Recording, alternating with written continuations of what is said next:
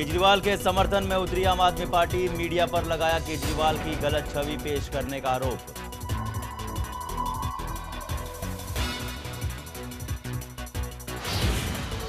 केजरीवाल के साथी मनीष पाटिल ने किया खुलासा, कहा केजरीवाल भ्रष्ट है और उनके नाम 3 वोटर कार्ड है। सीबीआई कस रही है एनएसईएल पर शिकंजा, कंपनी के सीएमडी जिग्नेश शाह पर हो सकती है कार्रवाई।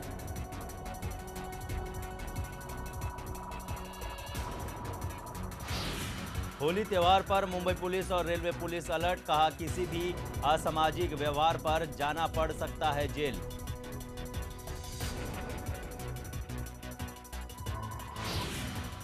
और मुंबई के सेंटा क्रूज में 7 मंजिला इमारत गिरी, हादसे में 6 की मौत हुई और 4 लोग घायल।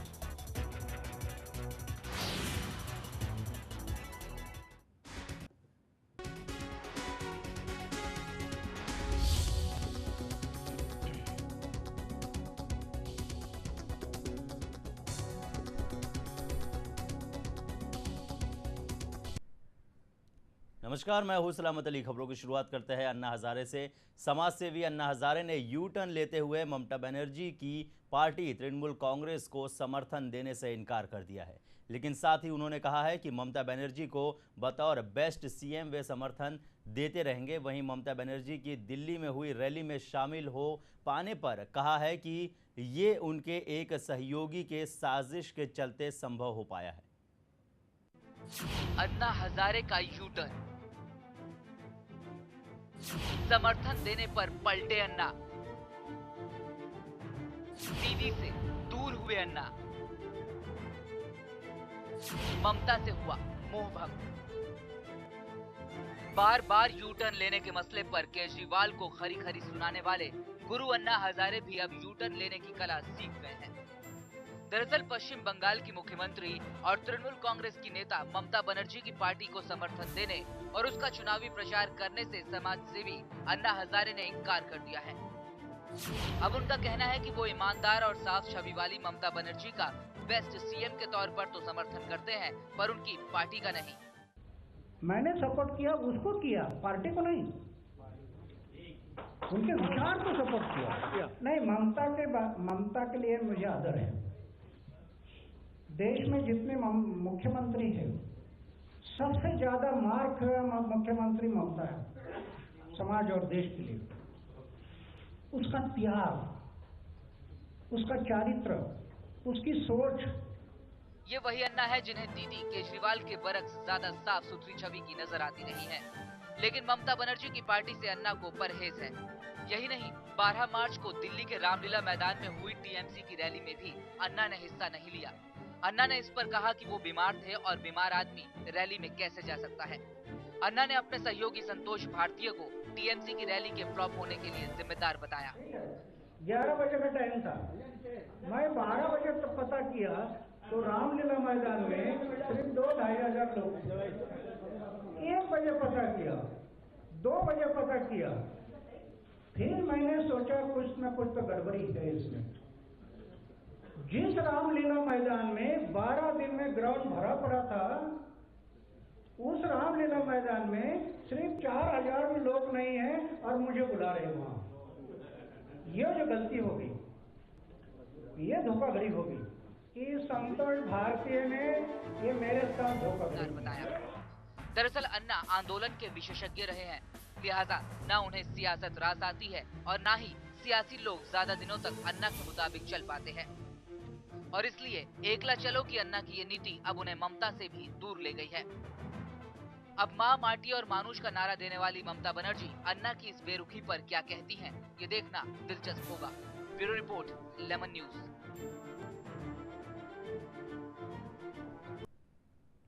बीजेपी के पीएम पद के उम्मीदवार नरेंद्र मोदी उड़ीसा के संबलपुर में कांग्रेस पर जमकर बरसे। उन्होंने आरोप लगाया है कि कांग्रेस पार्टी झूठ बोलने में माहिर है। कांग्रेस ने महंगाई कम करने का वादा किया, लेकिन पूरा नहीं हुआ। कांग्रेस का यही रवैया रहा तो गरीबों का कभी भला नहीं होगा। साथ ही उन्होंने जनता से समर्थन मांगते हुए कहा है कि मुझे आशीर्वाद दे ताकि मैं आपको काम करके दिखाऊं। धूल झोंकने का एक नया काम, और अब तो कांग्रेस वालों को लगता है कि अब धूल झोंकने से बात बनने वाली नहीं है, इसलिए पार्लियामेंट में मिर्ची झोंकने का काम किया, मिर्ची झोंकने का काम। और इसलिए भाइयों बहनों, ऐसे लोगों को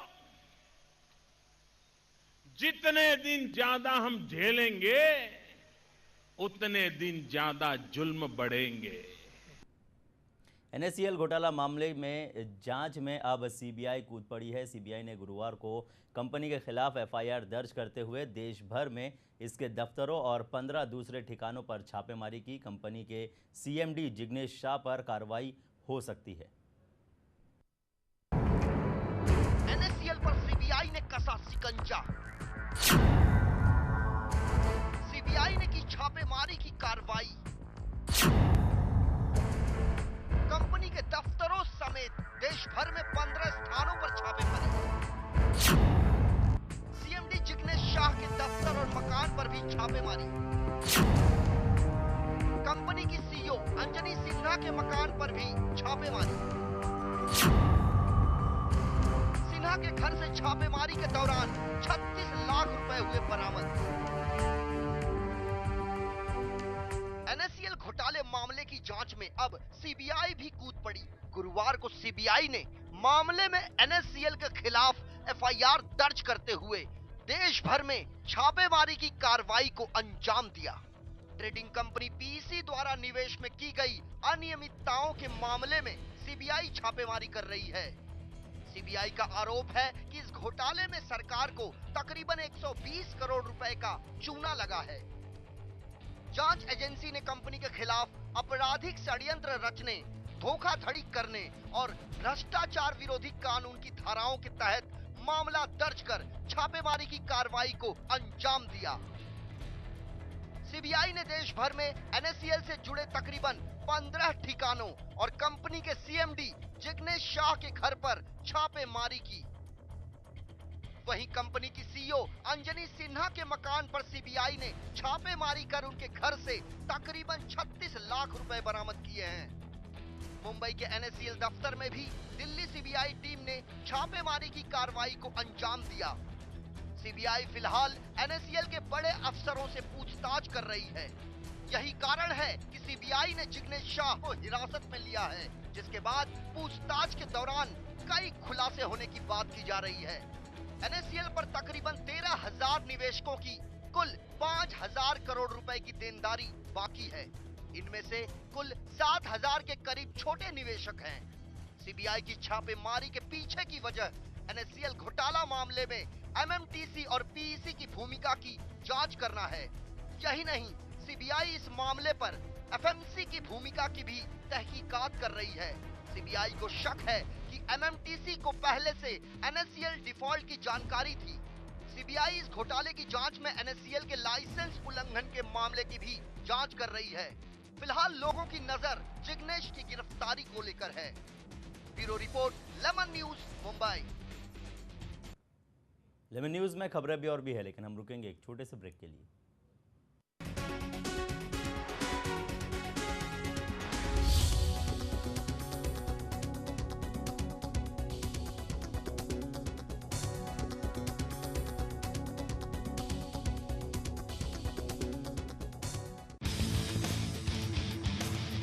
कॉर्पोरेट जगत की तेज रफ्तार जिंदगी की कुछ अनसुनी कहानी, कुछ ऐसी शख्सियत, कुछ ऐसे ख्याल जो आपकी सोच और आपकी जिंदगी हमेशा बदल दें। उनसे हम आपको करवाएंगे रूबरू। जरूर देखिए मेरे साथ CEO टॉक।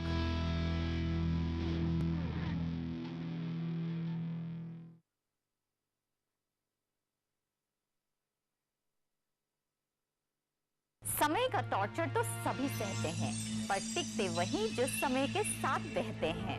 जब तारे और टैरो का कनेक्शन हो तो हर कार्ड कुछ कहता है। मेरे यानी क्रिस्टीना सैकिया के साथ देखिए तारे, टैरो एंड टिप्स हर रोज लेमन न्यूज पर।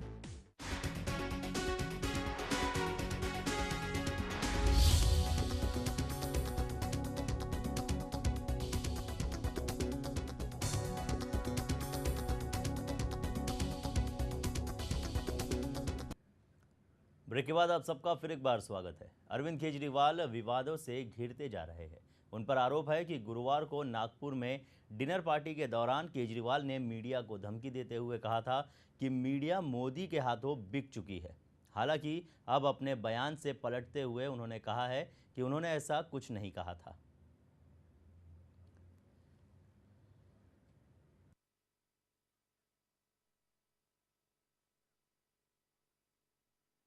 पार्टी के संयोजक अरविंद केजरीवाल के खिलाफ लगातार विवादित बयान आ रहे हैं। अब उसी कड़ी में अन्ना हजारे के पुत्र समान शिष्य और केजरीवाल के साथी मनीष पाटिल ने खुलासा किया है कि केजरीवाल भ्रष्ट है और उनके नाम 3 वोटर कार्ड है।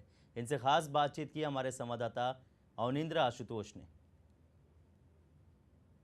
अरविंद केजरीवाल का मतलब इन दिनों आम आदमी होता है, लेकिन सच्चाई क्या है ये हम एक ऐसे शख्स से जानने की कोशिश करेंगे जो लगातार भ्रष्टाचार के खिलाफ अन्ना हजारे जी के साथ काम करते रहे हैं और अरविंद केजरीवाल के साथ उन्होंने अपना एक लंबा अनुभव शेयर किया है। लेकिन सबसे बड़ी बात यह है कि अरविंद केजरीवाल के ऊपर आज आरोप ऐसे लगाए जा रहे हैं जिसको सुनकर आप भी चौंक जाएंगे। हमारे साथ मनीष पाटिल जी हैं जो लगातार भ्रष्टाचार के खिलाफ लड़ते रहे हैं। मनीष जी, अभी अरविंद केजरीवाल ने जिस तरह से मीडिया को जेल में भेजने की बात कही है, करप्शन की आरोप लग रहे हैं, आप सबसे पहले ये बताइए कि वो किस तरह के आदमी हैं?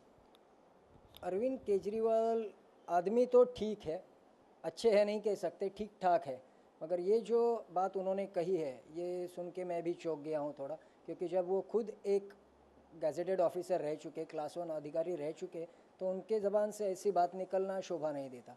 पहली बात तो हम लोग ये कई सालों से जानते आ रहे हैं, सबको मालूम है कि मीडिया जो है इस लोकशाही का चौथा खंबा है। तो चौथे खंबे को अगर आप जेल में डालने की बात करते हो, यानी आप आपका ही घर गिराने की बात कर रहे हो। यानी जिस हिसाब से इनके ऊपर आरोप लगाए जा रहे हैं कि ये कई विदेशी संस्थाओं के एजेंट है, ये है, तो ये अपना ही घर तोड़ने की बात कर रहे हैं। तो ये बात सरासर गलत है, मैं इस बात का निषेध करता हूँ।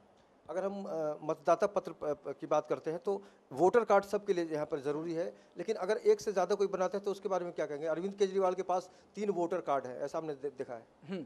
क्योंकि जैसे ही इलेक्शन कमीशन का रूल है कि इसमें देश में रहने वाले हर एक मतदाता को कहीं पे भी वो रहे, देश के किसी भी हिस्से में रहे, उसको एक ही वोटर आईडी मिलता है।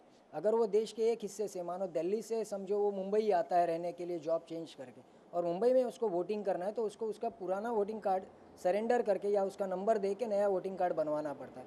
और जैसे कि मैंने भी देखा नेट पे अभी काफ़ी प्रचार चल रहा है, दिल्ली के 2 युवकों ने इलेक्शन कमीशन को लेटर भेजा है कि अरविंद केजरीवाल जी के पास 3 वोटर आईडी है, जिसमें एक है उत्तर प्रदेश से और 2 है दिल्ली से।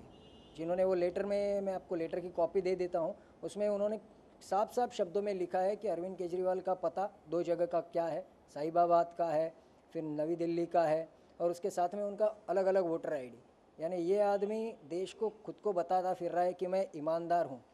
ईमानदार के आगे शायद इसने बे लगाया है और बीच में डैश दे दिया है।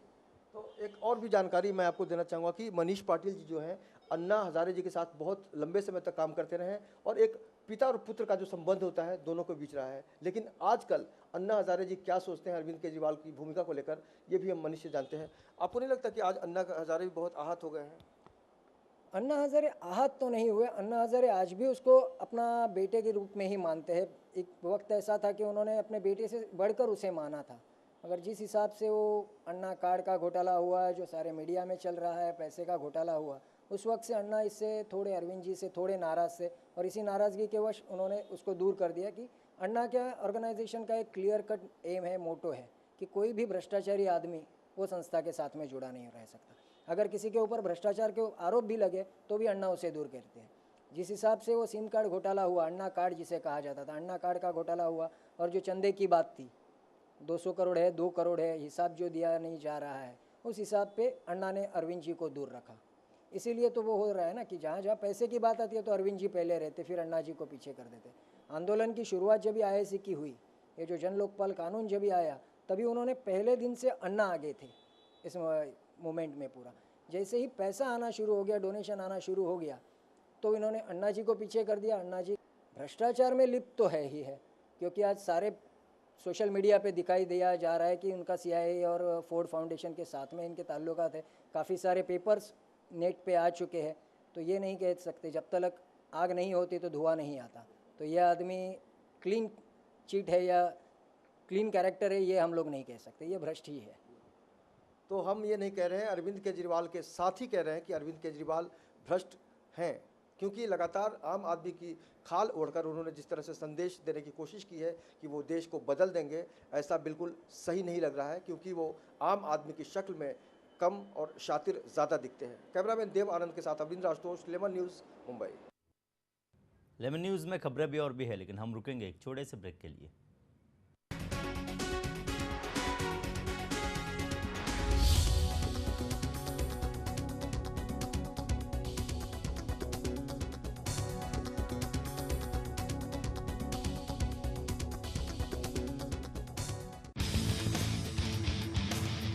कॉर्पोरेट जगत की तेज रफ्तार जिंदगी की कुछ अनसुनी कहानी,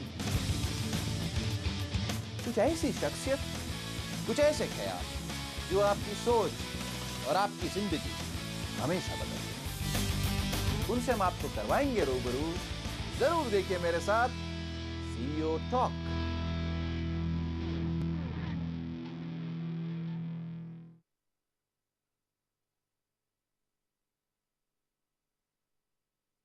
समय का टॉर्चर तो सभी सहते हैं, पर टिकते वही जो समय के साथ बहते हैं।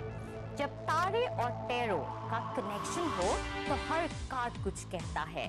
मेरे यानी क्रिस्टीना सैकिया के साथ देखिए तारे, टैरो एंड टिप्स हर रोज लेमन न्यूज पर।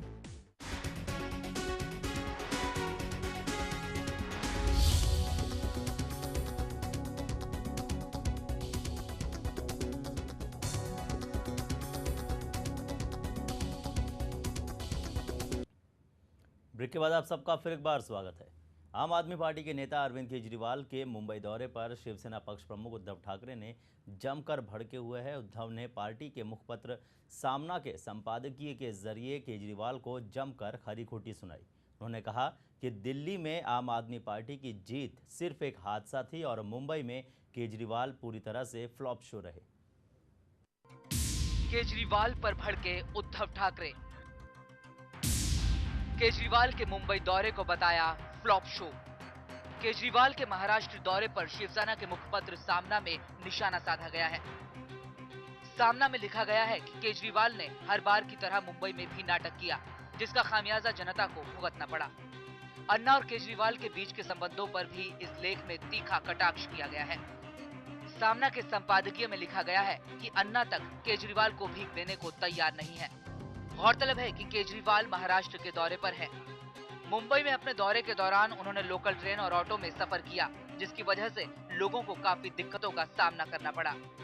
आम आदमी पार्टी का फ्लॉप शो, इस शीर्षक के साथ छपे संपादकीय में उद्धव ठाकरे ने लिखा है कि केजरीवाल अपनी पार्टी के प्रचार के लिए मुंबई आए और हमेशा की तरह नाटक कर वापस चले गए।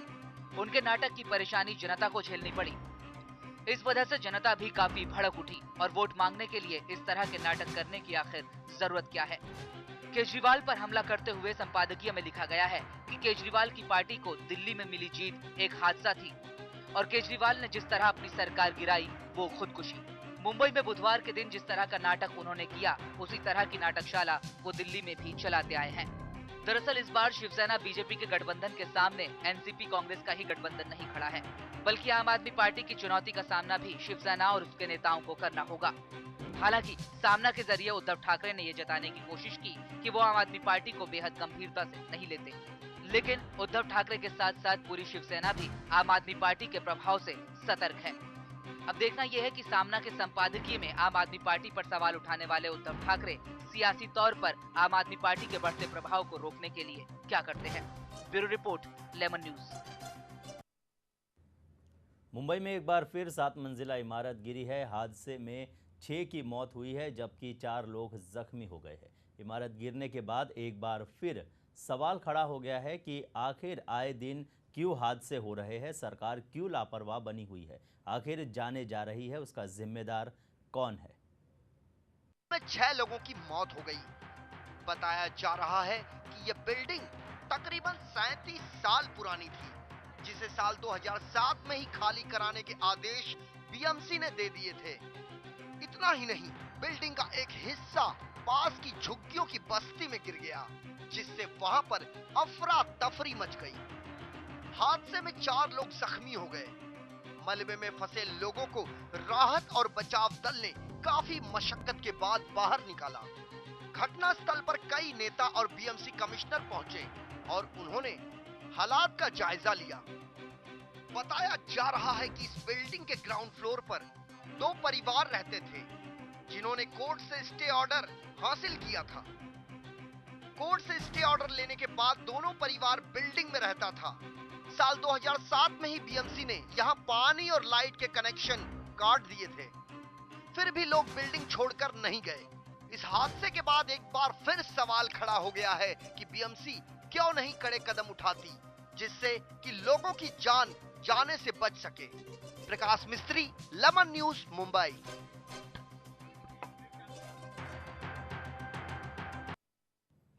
होली का त्यौहार आने वाला है और ऐसे में कोई दुर्घटना ना हो, इसके लिए मुंबई रेलवे पुलिस और मुंबई पुलिस ने अपनी कमर कस ली है। पुलिस के मुताबिक अगर किसी भी असामाजिक तत्व ने होली के दौरान रंग में भंग डालने की कोशिश की तो उसे सलाखों के पीछे जाना होगा। जो भी ट्रैक के सटे हुए एरिया है, जहाँ पे थोड़ा स्लम एरिया है, कुछ अपार्टमेंट्स हैं, जहाँ मकान है, वहाँ से ऐसी वारदात होती रहती है। हमने उस एरिया में हमने मीटिंग लिया, अभी भी हमारा मीटिंग चालू है। लोगों को अवेयरनेस करने के लिए हमने कुछ हैंडबिल्स भी प्रिंट आउट किए हैं और वो हैंडबिल्स भी हम डिस्ट्रीब्यूट कर रहे हैं। हम हर स्टेशन पे हमने स्टॉल लगाया है हमारा, और वहाँ से भी हम हर स्टॉल के जरिए हम हैंडबिल्स डिस्ट्रीब्यूट करके लोगों में अवेयरनेस लाने के लिए हम ये मीडिया से भी ये अपील करते हैं कि आप अपना त्यौहार खुशी से मनाएं। इस त्यौहार के दौरान आप किसी को नुकसान मत और आहत मत पहुंचाइए, यही संदेश है। हमने वैसे हमारे रेलवे जो प्रवासी हैं उनके लिए हमने फुट पेट्रोलिंग उस एरिया में रखा है जहाँ पे ऐसे वारदात होते हैं। हमने आइडेंटिफाई किए हैं, ऐसे वहाँ पे हमने फिक्स पॉइंट रखे हैं। उसके बाद हमने ट्रेन में भी हमारे पेट्रोलिंग क्रॉस पेट्रोलिंग रखा है। उसके अंदर हमने वीडियो कैमरे भी हमारे कुछ कर्मचारी उनके पास दिए हैं, ताकि जहाँ पे हमको ऐसा कुछ लगता है कि यहाँ पे कोई इंसिडेंट या हलचल होने की संभावना है, वहाँ पे हम कैच करके हम हमारे लोगों को बता सकें और वहाँ पे उस एरिया को हम कवर अप कर सकें। रेलवे पुलिस और मुंबई पुलिस ने इस बार के होली में अनचाही गतिविधि करने वाले असामाजिक तत्वों पर कड़ी कार्रवाई करने का मन बनाया है और साथ ही साथ जनता से यह अपील की है कि होली को सुखद रूप से मनाएं। लेमन न्यूज़ भी अपने तमाम दर्शकों से अपील करता है कि होली कुछ इस प्रकार मनाएं कि किसी और को तकलीफ ना होने पाए। कैमरा पर्सन मुकेश रावत के साथ रविशंकर शर्मा, लेमन न्यूज़, मुंबई। जुहू विलेपार्ले के मुकेश पटेल कॉलेज में 3 दिनों का कार्यक्रम सत्वा का आयोजन किया गया है। इस आयोजन में विद्यार्थियों के उनके अनेक कार्यक्रम आयोजित किए गए। सत्वा में इस साल का विषय जो है वो आमची मुंबई रखा गया है। इस कॉलेज में हर साल विद्यार्थियों द्वारा सत्वा का आयोजन किया गया है। इस कार्यक्रम में कुछ फिल्मी कलाकार भी शामिल हुए।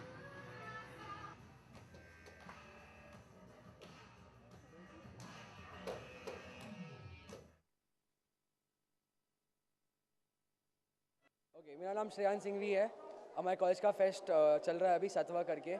हम लोगों ने काफ़ी कोशिश की है, काफ़ी मेहनत की है कि इसको सबसे अच्छा फेस्ट करके दिखाए। बाकी तो आप लोग देख ही रहे हो सब लोग। मेरा नाम सौरभ शर्मा है और मैं सत्वा का चेयरपर्सन हूँ। और इस साल हमने बहुत ज़्यादा मेहनत की है। लाइक आप देख सकते हैं, like in terms of decoration, और हमारे जैसे ओतीरी के स्टार कास्ट अभी आए हुए हैं। तो इस साल हम एक नए लेवल पे लेके गए हैं सत्वा को। तो लेट्स होप कि सत्वा का जो हमने अपनी मेहनत डाली है सारा वो आउटपुट एक बहुत अच्छा आउटपुट आए। मेरा नाम मीधा जैन है, मैं वाइस चेयरपर्सन हूँ सत्व की। बाकी आज जैसा तो आपने सुना वो तो है ही। बाकी रात में भी आप देखेंगे सारे प्रो नाइट्स में सारे जाने माने बहुत राहुल वैद्य, बाकी सब लोग बहुत लोग आए हैं। तो आप देख ही सकते हैं कि कितना अच्छा जा रहा है अभी। छात्र जीवन में कॉलेज का विशेष योगदान होता है। मुकेश पटेल कॉलेज में जिस तरह से युवाओं में जोश है सत्वा को लेकर, इससे समझा जा सकता है कि भविष्य के प्रति उसके अंदर कितना जोश है आगे बढ़ने के लिए। ऐसे में हम समझ सकते हैं कि शिक्षा के साथ साथ विकास की भी बात यहाँ पर लाजमी महसूस की जा सकती है। कैमरामैन देव आनंद सिंह के साथ Avindra Ashutosh, Lemon News, Mumbai. Bhayandar east के नवघर में रहने वाले 135 परिवार वालों ने लोकसभा में चुनाव में मतदान नहीं करने का फैसला लिया है। इन लोगों ने अपने बस्ती के बाहर एक बैनर लगा दिया है और उस पर लिखा गया है कि यहाँ वोट ना मांगे।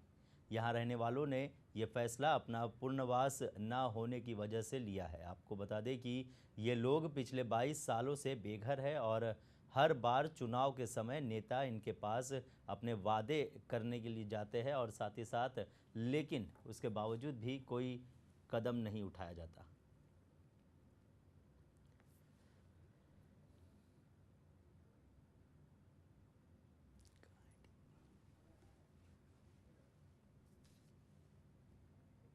नवी मुंबई के जुई नगर के पास मुंबई पुणे मार्ग पर शुक्रवार रात करीब 11 बजे एक सेंट्रो टैक्सी कार घर की तरफ जा रही थी कि अचानक सामने से एक पत्थर उड़ता आया और सामने बैठे कमलेश सिंह के सर पर जा लगा, जिसके बाद कमलेश की मौके पर ही मौत हो गई, जबकि ड्राइवर को खरोच तक नहीं आई है। आपको बता दें कि इस सड़क को बनाने का काम फिलहाल चल रहा था।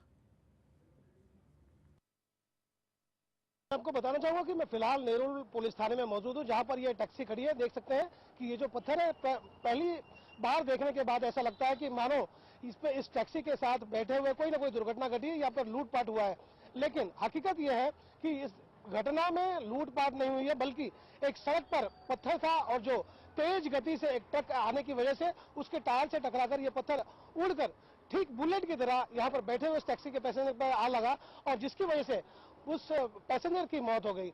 इसलिए कहा जाता है कि जिंदगी और मौत पर इंसान का बस नहीं चलता और यही पत्थर जो है काल बनकर उस पैसेंजर के जिंदगी में आ पड़ा और उसकी जिंदगी खत्म कर दी। कैमरा पर्सन विकास माने के साथ मैं गोपाल शाह, 11 न्यूज, नवी मुंबई। इस बुलेटिन में फिलहाल के लिए बस इतना ही। तो मुझे यानी सलामत अली को दीजिए इजाजत। नमस्कार।